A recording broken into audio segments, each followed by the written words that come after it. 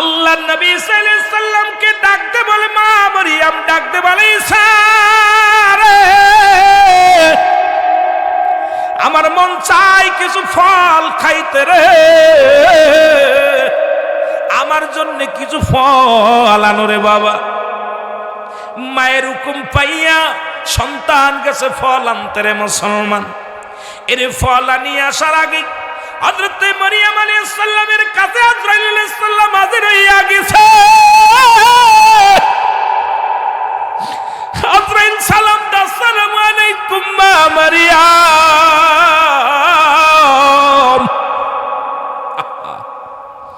মরণ চিনবে না রে মুসলমান। মরিয়ম আলাইহিস সালাম ডাকতে বলে, কে গো আপনি আমারে সালাম দিলেন? কয় মা গো আমি হইলাম মালাকুল মউত। জোরে বলো আল্লাহু আকবার। বলে আজরাইল রে তুমি কেন আসছো? বলে মা গো হুকুম হয়েছে, আল্লাহর হুকুম নিয়ে আমি আসছি, আর দেরি নয়, চলে যেতে হবে। আপনার রূহটা, আপনার জানটা নেওয়ার জন্য আমি হাজির হয়ে গেছি। মুসলমান শুনে নাও, মা মরিয়ম ডাকতে বলে, আজরাইল তুমি আমার জানটা নেওয়ার জন্য আসছো? আমার কলিজার টুকরো সন্তান ঘরে নাই, আমি তাকে দুইটা কথা বলে যেতে চাই, এতটুকু কি আমার সময় দিতে পারবা রে আজরাইল? মালাকুল মউত ডাকতে বলে, মা অসম্ভব, আমার আল্লাহর হুকুম আছে, একটা মিনিট আপনাকে সময় দিতে পারবো না, কারণ আল্লাহর বিধান, আল্লাহর হুকুম নড়ে চড়ে না। আপনার সন্তানের জন্য আমি দেরি করতে পারবো না। মা মরিয়ম কয়, আজরাইল আমি ভয় পাই না, তুমি আমার রূহটা নিবা, আমি ভয় পাই না, আমি আল্লাহর গোলাম। সুবহানাল্লাহ। এরে আমি গোলাম। এ মুসলমান শুনে নাও, আমি আল্লাহর বান্দি হইয়া আমি তো সদা সর্বদাই যাওয়ার জন্য প্রস্তুতি আছি। আজরাইল রে আমি ভয় পেয়ে বলি না, শুধু আমার সন্তানটা আসতে যেটুক দেরি, আবার ঈসা আলাইহিস সালাম আসবে, আমি তার সাথে দুই চারটা কথা বলে যাব। আল্লাহু আকবার বলে। আজরাইল কয়, মা গো আর দেরি নয়, আমি আর দেরি করতে পারবো না। মরিয়ম আলাইহিস সালাম কয়, তাহলে আজরাইল আর দেরি নয়, আজরাইল আলাইহিস সালাম তুমি আমারে নিয়ে যাও। সঙ্গে সঙ্গে মরিয়ম আলাইহিস সালাম দোয়া পড়ে, লা ইলাহা ইল্লাল্লাহু ঈসা রূহুল্লাহ। জোরে জোরে চিল্লায়া বলা যাবে না মারহাবা। মা মারা গেছে। এর জঙ্গল থেকে ফল নিয়ে হযরত ঈসা আলাইহিস সালাম দূরতে যে দেখে মা জননী শুয়ে আছে।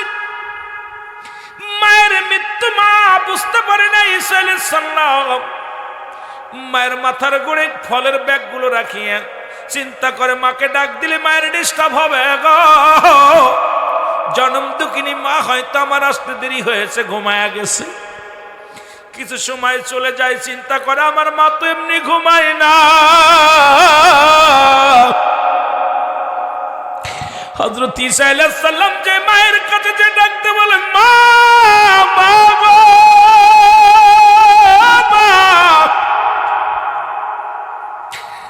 মা কোনো কথা বলে না, মা মাথা নাড়ে না। হযরত ঈসা আলাইহিস সালাম মায়ের হাতে হাত ধরলেন, দেখ মা দুনিয়ায় নাই, মা দুনিয়া থেকে বিদায় হয়ে গেছে। হযরত ঈসা আলাইহিস সালাম একটা চিৎকার মেরে বলে, আমার মালিক, জনম দুঃখিনী মা আমার শেষ বেলা কিছু ফল আনতে বলল, আমি ফল নিয়ে মায়ের কাছে আসার আগেই আমার মাকে তুমি নিয়ে গেলা, আমি বড় দুঃখী হয়ে গেলাম। চোখের পানি ছেড়ে কাঁদতে লাগলেন হযরত ঈসা আলাইহিস সালাম। ঈসা আলাইহিস সালাম ডাকতে বলে, আমার মালিক তুমি তো আমার ক্ষমতা দিছো মরারে জিন্দা করার পর আমার আছে, আমাকে হুকুম দাও, আমি আর একটু সুযোগ দাও, আমি মায়ের সাথে কিছু কথা বলতে চাই। জিবরিল আমিন ডাকতে বলে, হুজুর ঈসা আলাইহিস সালাম ডাক দেয়, মা, মা গো ওঠো। আল্লাহু আকবার বলেন। ও মা, উঠে পড়ো। সঙ্গে সঙ্গে জনম দুঃখিনী মা উঠে দাঁড়াইলেন। ঈসা আলাইহিস সালাম কয়, মা গো, আমি তোমার কাছে কিচ্ছু জানতে চাই না, যেহেতু মালাকুল মউত এসে গেছে। তবে আমি তোমাকে জিন্দা বানাইছি মা, তোমার মৃত্যু যন্ত্রণা কতটুক হয়েছে আমি জানতে চাই। তোমার আজরাইল আলাইহিস সালাম রূহটা বাইর করেছে, তোমার মৃত্যুটা কি কষ্ট হয়েছে গো মা, আমি জানতে চাই। মারিয়াম আলাইহিস সালাম চিৎকার মেরে বলে, বাবা বেটা আরে মালাকুল মউত এত কষ্ট দিয়ে রূহটা বাইর করে আমি বুঝতে পারি না। আমার সবচেয়ে পৃথিবীর সবচেয়ে কষ্ট বাবা দুনিয়ার মধ্যে তুই এসেছিলি, এত কষ্ট হয় না। দুনিয়ায় যত কষ্ট করেছি এত কষ্ট পাই নাই। আজকে আজরাইল আলাইহিস সালাম আমার জানটা নিয়ে গেছে, পৃথিবীর সবচেয়ে কষ্ট পেয়েছি আমি। আমার দেহটা যেন, আমার গায়ের চামড়াটা যেন, জিন্দা মানুষের চামড়াটা যেন ছিঁড়ে চলে নিয়ে গেছে। জোরে জোরে চিল্লা বলা যাবে না আল্লাহু আকবার। ঈসা আলাইহিস সালাম করলেন, কিরে মুসলমান? আবার কয়, মা তুমি ঘুমায়া যাও। মা ঘুমায়া গেলেন শুধু একটা কথা জিগাইয়া। ঈসা আলাইহিস সালাম রওনা হয়ে গেলেন মানুষের সন্ধানে, মাকে দাফন করবে, কাফন পরাইবে, লোক পায় না। ঘুরতে ঘুরতে পাইলেন কিছু মানুষ, কিন্তু তারা মানুষ নয়, ফেরেশতা। আল্লাহু আকবার বলেন না। ঈসা আলাইহিস সালাম বলে, আমার মা দুনিয়ায় নাই, তাকে দাফন করাইব। আসলেন ঈসা আলাইহিস সালাম, জানাজা পড়াইলেন। অসংখ্য ফেরেশতা জানাজার কাতারে হাজির, মাকে চির বিদায় করে দিলেন। ও দুনিয়ার মানুষ শোনো, এমন ভাগ্য কজনের আছে, একজন আল্লাহর মাহবুব বান্দা মায়ের জানাজা পড়ছে। আমরাও এই রকম আলেম হতে চাই। আমার সন্তান আমার জানাজা পড়ুক, আমার সন্তান আমার কবরে লাভাক, আমার সন্তান আমার গোসল করাক। চান কি চান না? আরো জোরে বলেন, চান কি চান না? ইব্রাহিম আলাইহিস সালাম এবার আল্লাহ বললেন, ফেরেশতারা রে, আমার ইব্রাহিম দুনিয়ার মুখাফেক কি নয়, আমার মুখাফেক কি? আল্লাহু আকবার বলো না। ফেরেশতারা শুনে রাখো, আমার ইব্রাহিম দুনিয়ার চিন্তা করে না। আমার ইব্রাহিম স্বার্থের জন্য আমারে ভালোবাসে না। আমার ইব্রাহিম ভালোবাসে আমি আল্লাহ রে, একমাত্র আমার প্রেমে পড়িয়া। ফেরেশতারা বলে, আল্লাহ একটু পরীক্ষা করে দেখতে চায় আপনার ইব্রাহিম দুনিয়ার পাগল নাকি আপনার পাগল। কই ঠিক আছে, পরীক্ষা করো। ইব্রাহিম আলাইহিস সালামকে পরীক্ষা করার জন্য জিবরিল আমিন চলে আসলেন। এই রকম বাড়ির আঙ্গিনায় এসে দাঁড়া বসলেন। আল্লাহু আকবার বলো, একটু জোরে জোরে চিল্লায় বলো আল্লাহু আকবার। বসলেন কোথায়? বাড়ির আঙ্গিনায় বসলেন, জিকির শুরু করে দিলেন। জিবরিল আমিন সুবহানাল্লাহ আলহামদুলিল্লাহ। বাজানরা আজকে বাড়ির আঙ্গিনায় জিকির হয়েছে, এই জন্য আমার কথাগুলো এসে যাচ্ছে ওদিকে। জিকির শুরু হয়ে গেল। ইব্রাহিম আলাইহিস সালাম ভিতর থেকে আওয়াজটা কানে গেলেন। আজকে যেমন মাইকে আওয়াজ যখন শুরু করেছি, আল্লাহর পাগল, কোরআনের পাগল পাখিগুলো পঙ্গপালের মতো ছুটে আসতেছে মাহফিলে। অথচ মাহফিলে মাইকিং হয় নাই, পাবলিসিটি হয় নাই, কিন্তু আশিকে রাসূল আল্লাহর পাগলরা যারা আওয়াজ কানে যাবে তারা ঘরে থাকতে পারে না। প্রেমিকরা যখন যখন মাসুকের সন্ধান পায়, ওই আশিক কখনো ঘরে থাকতে পারে না, মাসুকের সন্ধানে ছুটে আসে। জোরে জোরে চিল্লায় বলেন ঠিক কিনা? এ দুনিয়ার মুসলমান,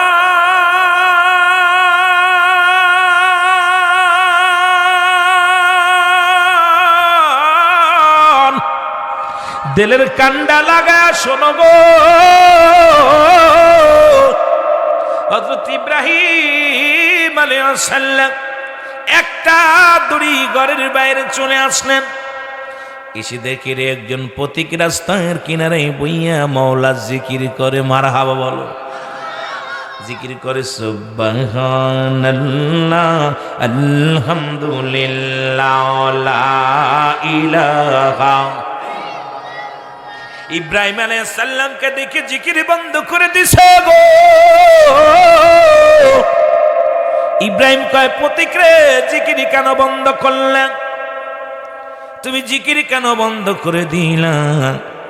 পথিক বলে ভাই ইব্রাহিম, আমার জিকির কি আপনার ভালো লাগে? কয় হ্যাঁ। কই জিকির যদি ভালো লাগে আমি বিনা পারিশ্রমিকে কাউকে জিকির শোনাই না। আমার যদি তুমি ঘি দাও, পারিশ্রমিক দাও, তাহলে আমি আপনার জিকির শোনাইব।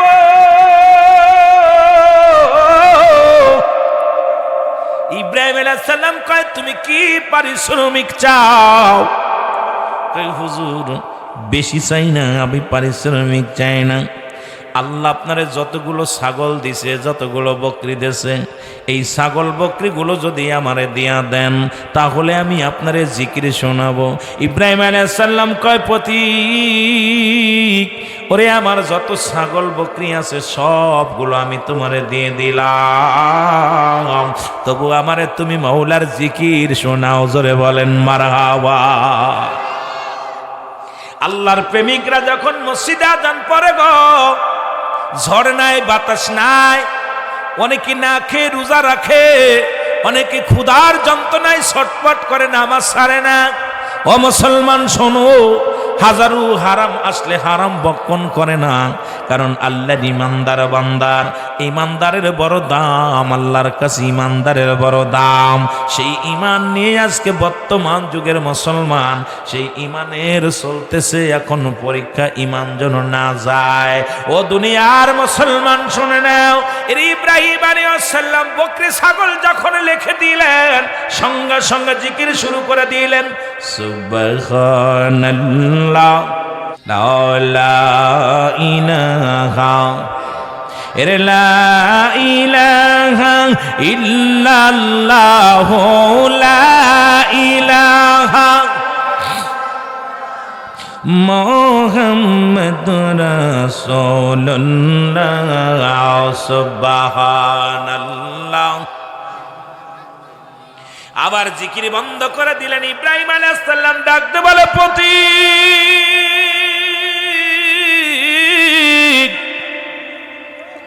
আবার তুমি জিকির বন্ধ করে দিলা কেন গো?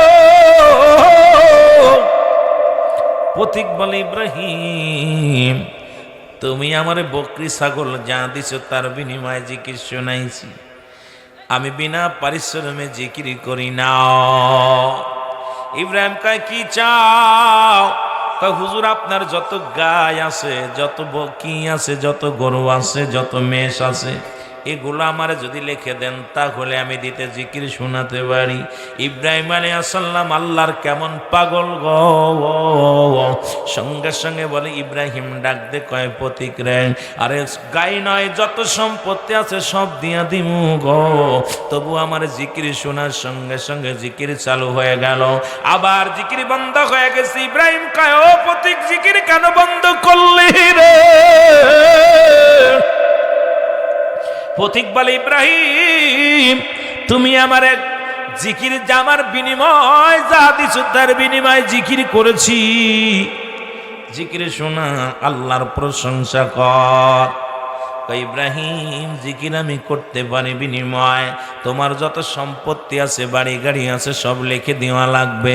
ইব্রাহিম আলাইহিস সালাম কয় দিলাম, তবু তুই আল্লাহর প্রশংসা কর, জিকির কর। সঙ্গে সঙ্গে সব কিছু যখন দিয়া দিছে, সঙ্গে সঙ্গে পথিক জিকির শুরু করে দিছে সুবহানাল্লাহ লা ইলাহা এই রে সুবহানাল্লাহ। এই দুনিয়ার মুসলমান শোনো, জিকির আবার বন্ধ হয়ে গেছে গো।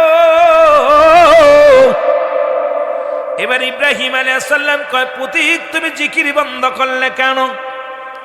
বলে জিকির আমি বন্ধ করেছি যে পরিমাণ আমারে পারিশ্রমিক দিছেন শেষ, আর আমার জিকির আর বিনা পারিশ্রমিকে শোনাবো না।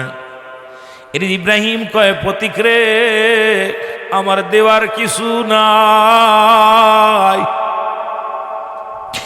ইব্রাহিম আলাইহিস সালাম চিৎকার মেরে ডাক দিয়ে বলে, পথিক রে,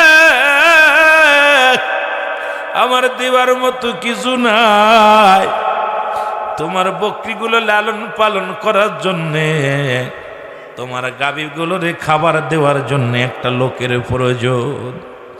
আমি তোমার কাছে দাবি করি, আমারে চাকর বানাও, আমারে তুমি রাখাল হিসেবে রেখে দাও।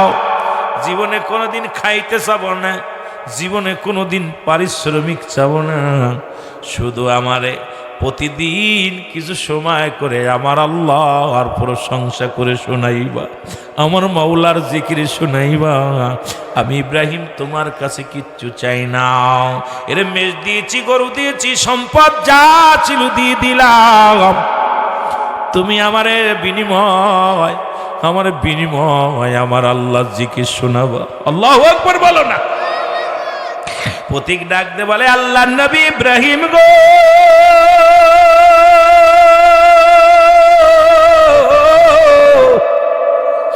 আমি কোন প্রতীক নয়, আমি কোন মানুষ নয়,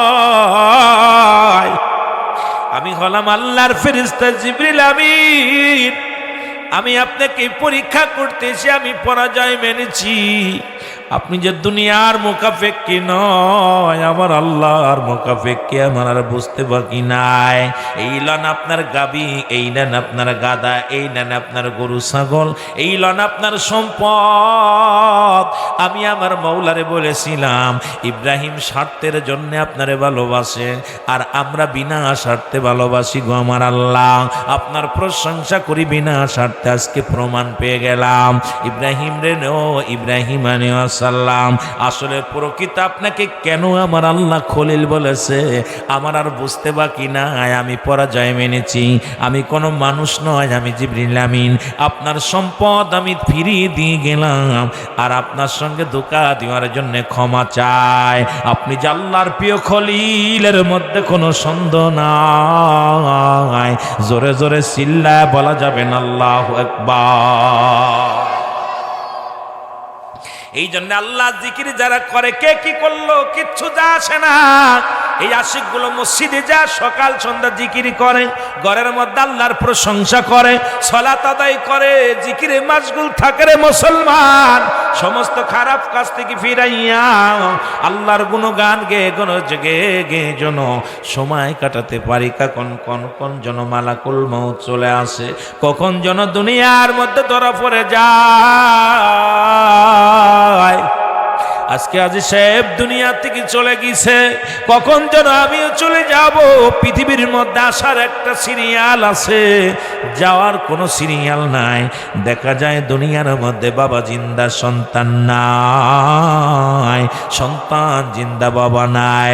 ভাইয়ের হাতে সন্তানের লাশ, সন্তানের হাতে বাবার লাশ। ও মুসলমান, এই লাশ বহনকারী মানুষ জানে গো ওই সন্তানের লাশ কত ভারী, বাবার লাশ কত ভারী। এই দুনিয়ায় যারা লাশ বহন করেছে এরা জানে রে মুসলমান। এই জন্য আমি আপনাদেরকে বলে যাই, মানুষের মৃত্যু হয় দুইটা টাইমে, একটা হলো রাতের বেলা, আর একটা হয় দিনের বেলা। মুসলমান রাতের বেলা রাত দিন শেষ করেছি, রাত শুরু করেছি, এখনো পর্যন্ত আমরা মরি নাই। আল্লাহর দরবারে প্রশংসা করো আমার আল্লাহ,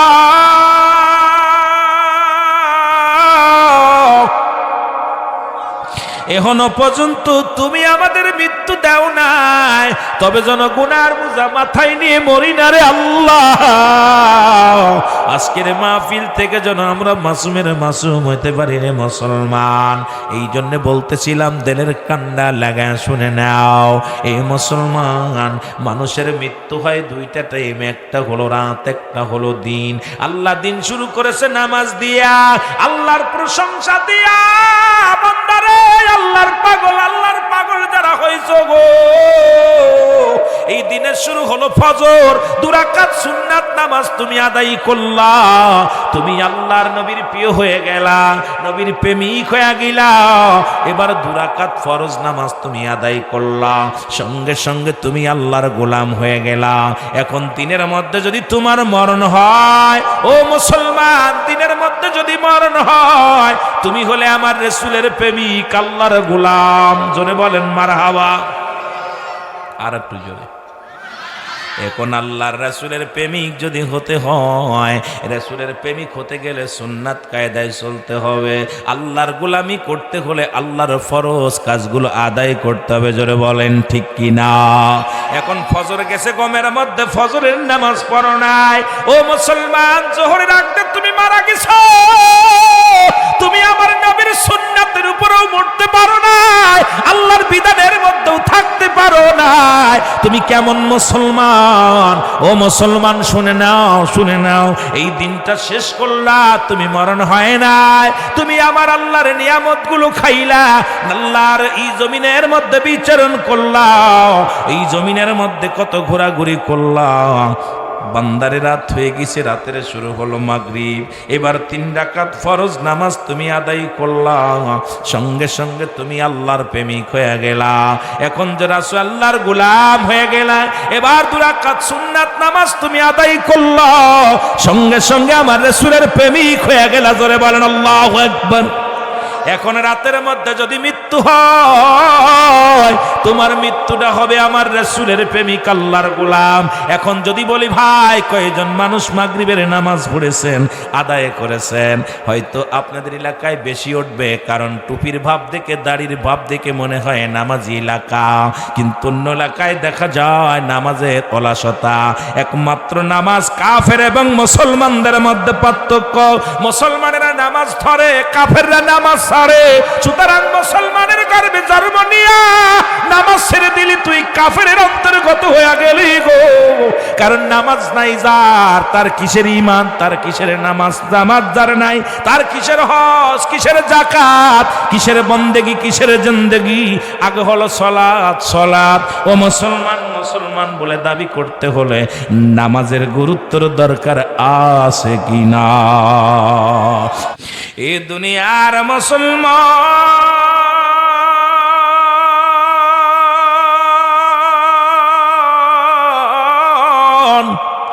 মানুষের 3টা কষ্ট।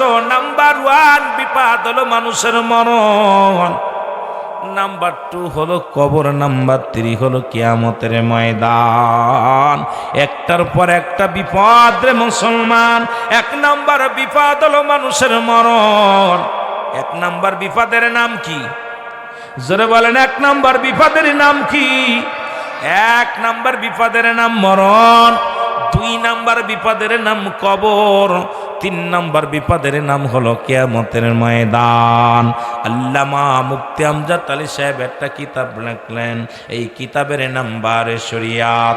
এই কিতাবের মধ্যে উনি লিখতে যা বললেন, দুনিয়ার মানুষ শোনো, যখন কোনো মানুষের সাধারণ মৃত্যু হয়, এই মৃত্যুটা হলো 70টা তাজা উটের গায়ের চামড়া জবাই না করিয়া উল্টো দিকে টান দিয়া লবণ আর মরিচ লাগা দিলে যতটুকু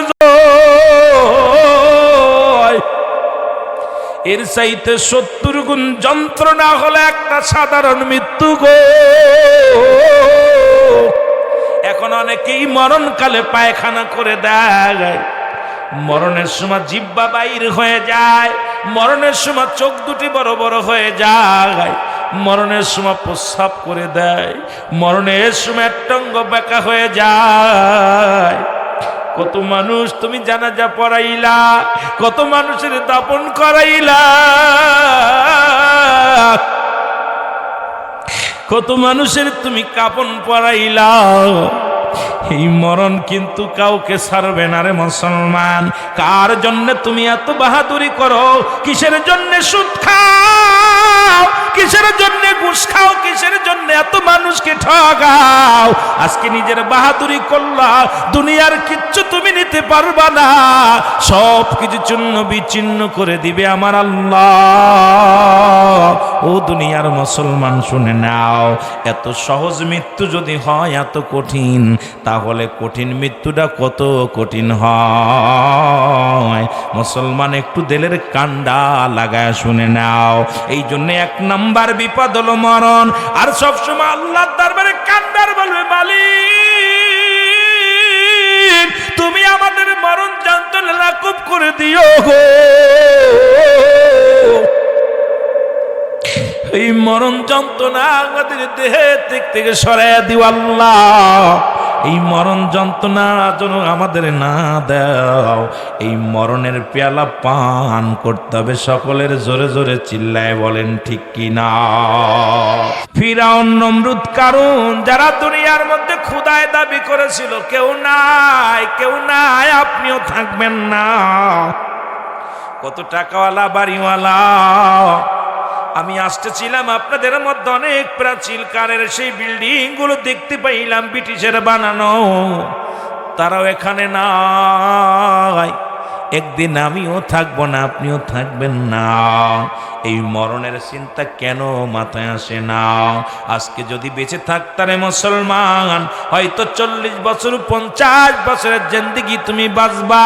এই 50 বছরের জন্য তুমি সম্পদের পাহাড় গড়লা। এই সম্পদ খাবে লোকে, তোমার দেহটা খাবে পোকে। মুসলমান, আপনাদের এই কুমিল্লার মধ্যে একটা মানুষ মারা গেছে 28 বছর পরে। এ মুসলমান, 28 বছর পরে লাশটা কবর থেকে উত্তোলন করা হয়েছে। কাপড়ের কাপড় পচে নাই, গায়ের গোস্ত পচে নাই। এই গায়ের মধ্যে কোদাল দিয়ে উঠাইতে যাইয়া গায়ের মধ্যে আঘাত লেগেছে, পায়ের মধ্যে তাজা রক্ত বাইর হয়েছে। তাকে জিগানো হলো, মুয়াজ্জিম সাহেবকে জিগানো হলো, ইনার হাকিকত কি? 28 বছর পরে ইন্তেকালের পরে উঠানো হলো, লাশের কাপড়ের কাপড় পচে নাই, লাশ পচে নাই। হাকিকতটা কি? বলে উনি আমাদের মসজিদের ইমাম ছিল। জোরে বলেন মারহাবা। উনি এমন ইমাম ছিল, জীবনে মুয়াজ্জিম সাহেবের বয়স 107 বছর। উনাকে জিজ্ঞাসা করা হলো, মুয়াজ্জিম সাহেব কয়, দুনিয়ার মধ্যে কত মানুষ দেখলাম, কিন্তু আমাদের ইমামের মতো এমন ইমাম আমার নজরে পড়ে নাই। জীবনে কোনোদিন বাড়ি থেকে যদি উনি কোনোদিন আমি দেখিনি তাহাজ্জুদের নামাজ কাজা করতে। আমি যখন ফজরের আযানের জন্য আসতাম, দেখতাম ইমাম সাহেব মেম্বারের পাশে যাই নামাজের বসে শুধু আল্লাহর কোরআন পড়তো, আল্লাহর জিকির করতো। আর চোখের পানি ছেড়ে ছেড়ে কামতর বলতো, আল্লাহ তুমি আমার মৃত্যু আসান করে দিও, আমার মৃত্যুটা যেন ঈমানের সাথে হয়। সুতরাং ইমাম সাহেবের মতো এত ভালো মানুষ আমার নজরে পড়ে নাই। এই আপনাদের কুমিল্লা জেলার ঘটনারে মুসলমান। এরপরে তাদের সন্তানের, ওনার সন্তানদের জিগাইল। সন্তানেরা বলে আমার আব্বা এমন মানুষ ছিল, বাড়ি কোনো দাওয়াত যখন মুসল্লিরা কোনো দাওয়াত দিত, দাওয়াতে যাওয়ার আগে বাড়িতে যদি গোশত তৈরি করতো, উনি বাড়ি মান্নর বাড়িতে গোশত খাইতো। বাড়িতে যদি একটা ডিম তৈরি করতো, মানুষের বাড়িতে একটা ডিম খাইতো। আমার আব্বা যেদিন বাড়িতে কোনো কিছু জোগাড় করতে পারে না, ওই দাওয়াত দিলে শুধু ডাউল দিয়ে খেয়েছে। কোনোদিন আমার আব্বা বাড়িতে যেটা জোগাড় করতে পারে না, এটা মানুষের বাড়িতে খায় নাই। সুতরাং আমার আব্বার আমার জানা মধ্যে এমন আমলদারি মানুষ আর আমি দ্বিতীয় কাউকে দেখি নাই। আল্লাহ তাআলা তার বডিটারে অক্ষত রেখেছে মুসলমান, মাটিতে তারে স্পষ্ট করে নাই, তার মাটিতে তারে খাইতে পারে নাই। আর আমাদের দেহ খাবে পোকে, এই সম্পদ খাবে লোকে। এই দুনিয়া থেকে এমন বডি বানায় নিয়ে যাও, এমন জিন্দেগি করে নিয়ে যাও, কবরে যাওয়ার পর যেন তোমার ইজ্জত, তোমার সম্মান দ্বিগুণ বেড়ে যায়। জোরে জোরে চিল্লায় বলা যাবে না আল্লাহু আকবার। আল্লাহ বলে, বান্দার এই জমিনটা আমি রাখবো না। এই জমিনের পর সুদ খাওয়ার ঘোরাঘুরি করো, ঘুষ খাওয়ার বাড়াবাড়ি করো, গায়ের বল দেখাও। আরে ফিলিস্তিনের মুসলমানদের আঘাত করো রে মুসলমান। এরে শুনে নাও, শুনে নাও, তুমি কারে মারো, এক ভাইরে মেরে তো তুমি দুনিয়ার মধ্যে চিরদিন থাকবা না। তবে কেন কেন এত বাড়াবাড়ি, কেন এত মারামারি? এরে মুসলমান, ইসরায়েলের জানোয়ারগুলো এখনো শুনে নাও। দুনিয়ার মধ্যে 100 বছর, 50 বছর, 1000 বছর যারা দুনিয়ার মধ্যে জিন্দা ছিল, তারাও দুনিয়া থেকে বিদায় নিছে। আজকে মুসলমানের রক্ত নিয়ে তোমরা খেলা করো, তোমাদের চিন্তা করা উচিত। এই দুনিয়ায় আমি থাকবো না, এই দুনিয়া মিশে দুনিয়া, আমি কখনো লাশ হয়ে যাব, কারে আমি হত্যা করব, কারে মারবো, কারে ঠগাইব, এই চিন্তা যেন মাথায় না আসে রে মুসলমান। আল্লাহ বলে বান্দার এই জমিনটা আমি রাখবো না,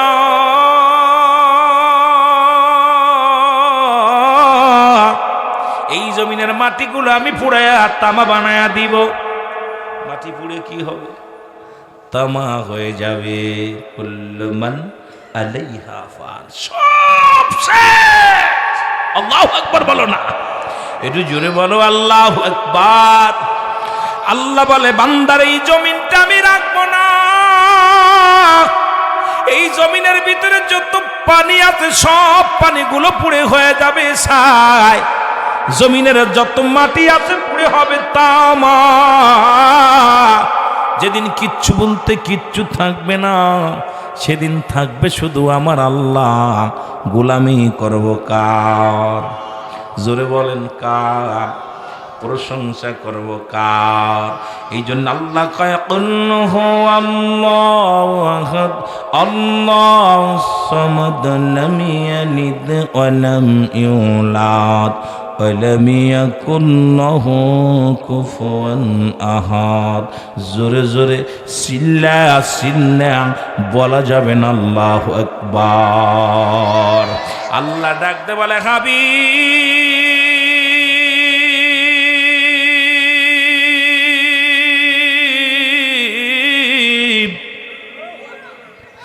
ওদেরকে আপনি জানায় দেন আমি আল্লাহ এক, ওরা যেন অন্য কারো পূজা ছেড়ে দেয়, একমাত্র আমার পূজা করে। আল্লাহু আকবার বলো। আমি আল্লাহর জন্য কোনো কীর্তি করে সিজদা যেন আমারে মারে।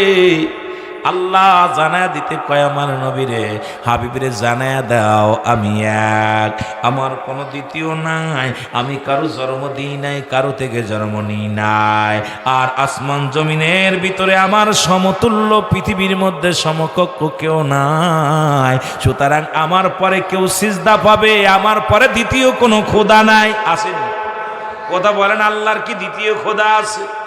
আল্লাহর কোনো শরিক নাই, বন্ধু নাই। আজকে আমাদের বাংলাদেশ নয়, পৃথিবীর মধ্যে অসংখ্য মানুষ আল্লাহরেও মানে দ্বিতীয় খোদা বানাইয়া, দেবতা বানাইয়া পূজা করে। দেখা যায় চন্দ্র পূজা করে, মাটি দিয়া পুতুল বানাইয়া পূজা করে। দেখা যায় আবার পীর পূজা করে, মাজার পূজা করে। অসংখ্য মানুষ আছে দুনিয়ার মধ্যে পূজার দলেরা আল্লাহকে সাথে সাথে তারা শিরিক করে। জোরে বলেন ঠিক কিনা? এ মুসলমান, কষ্ট হবে, কথা বললে অনেকের কষ্ট হয়। ও দুনিয়ার মুসলমান শুনে নাও, এই জন্য একমাত্র পূজা করব কার? আরো জোরে বলেন কার? মনে থাকবো, মনে থাকবো।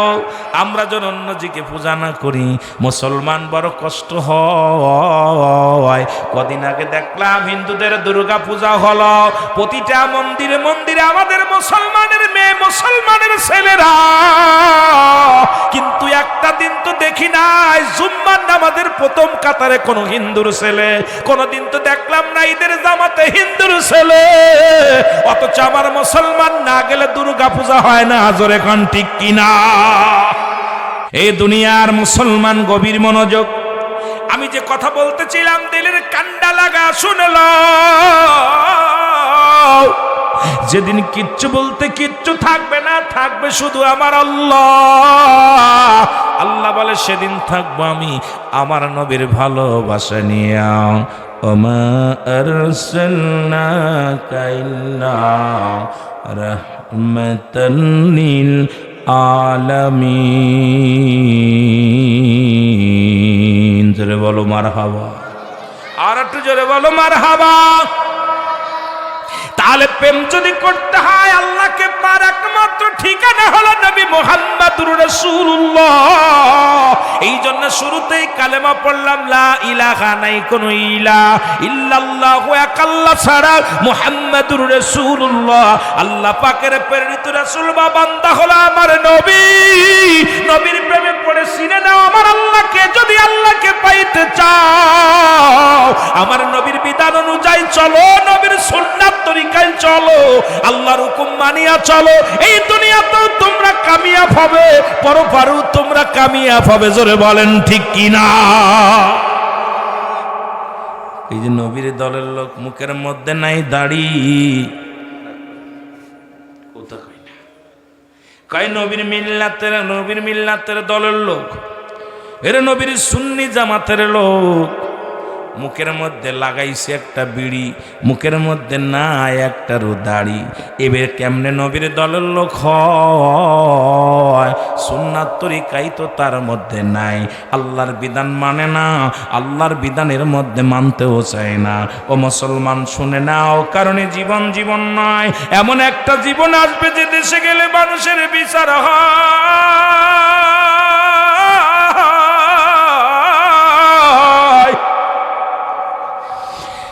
যে দেশে গেলে মানুষের হিসাব হয়, যে দেশে গেলে মানুষ আর কোনদিন ফিরে আসে না, সেই দেশের নামই হলো কবর। জোরে জোরে চিল্লায় বলেন ঠিক কিনা?